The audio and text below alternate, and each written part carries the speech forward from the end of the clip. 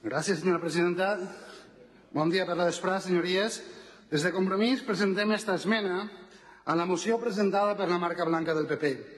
No podem permetre que en aquestes Corts, temple de la sobirania popular del poble valencià, siga escenari d'esta burra lacerant que s'està efectuant contra la gent de la Marina Alta. Presenta la marca blanca del PP una moció demanant estudis independents i volen dades i demanant un referèndum, així rotllo Puigdemont.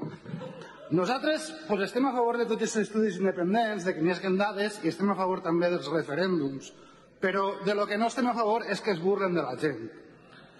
Quan, a pesar de l'opositat i les manipulacions continuades del grup Rivera, les dades a la comarca de la Marina Alta estan claríssimes.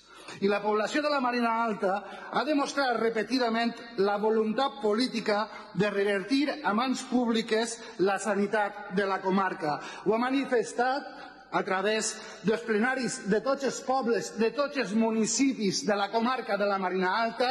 Estaria bé que pujara vostè així, que diguera un sol alcalde que s'ha manifestat en contra de la reversió, en quin plenari s'ha perdut una votació contra la reversió. Jo entenc que un partit com Ciudadanos, que és totalment testimonial a la Marina Alta i que realment, si encara existeix un poc, acabarà desapareixent, aquestes coses li donen un poc igual. Però hauria estat bé que, ja que tenen vostès un diputat de la Marina Alta, que per cert no el veig, que hauria defensat ell això, que ell vinga així a burlar-se a la cara dels seus amics, de la seva família, de la gent de Dénia, de la gent del seu poble. On està el senyor Lugual?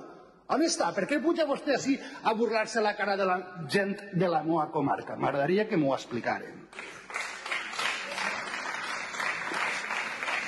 Senyories, com han fet al Zira, a Torrevella, el grup Rivera ha amagat les dades a Conselleria, ha manipulat contínuament les llistes d'espera i ha amagat la informació sobre el personal laboral.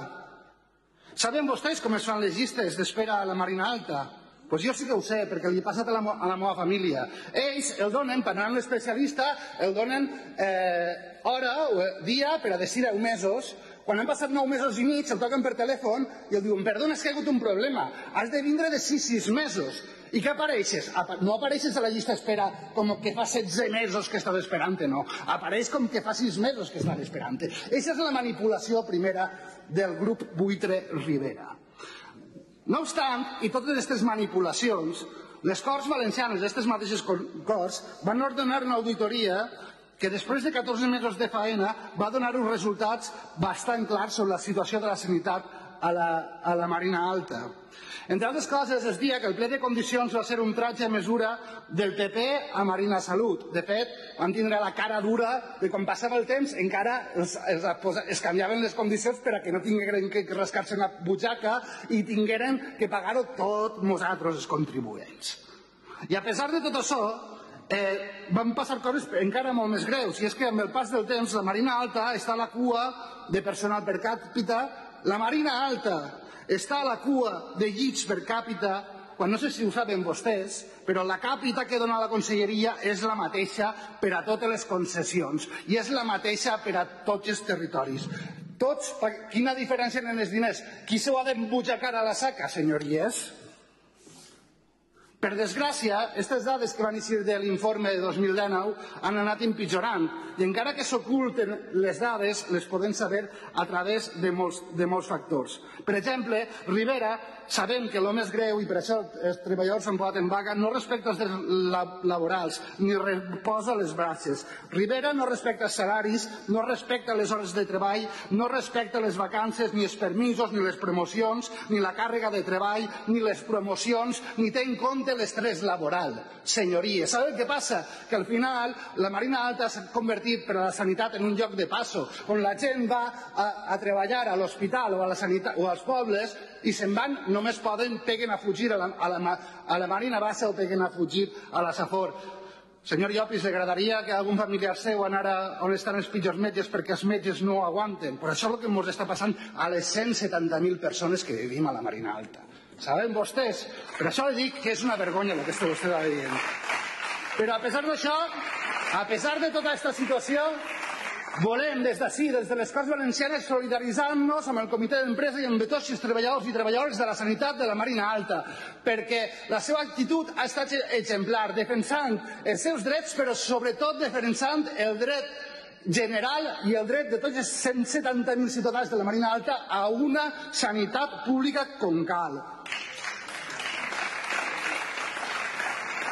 A més de tot això, la concessionària, primer DKV i després Ribera, han estafat a la comarca en no construir els centres de salut de Dénia i Calp que estan en els plecs de condicions. I esperem que no se'n vagin de rositas i que paguen fins l'última peseta de lo que deuen.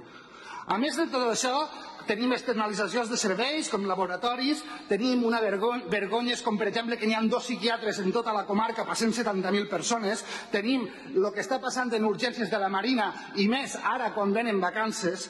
Senyories, la situació està ben magra. La situació sanitària de la comarca de la Marina Alta és insostenible. Els interessos del Fondo Buitre Sentim i el xiringuito del PP Rivera són totalment contraris als interessos de la gent.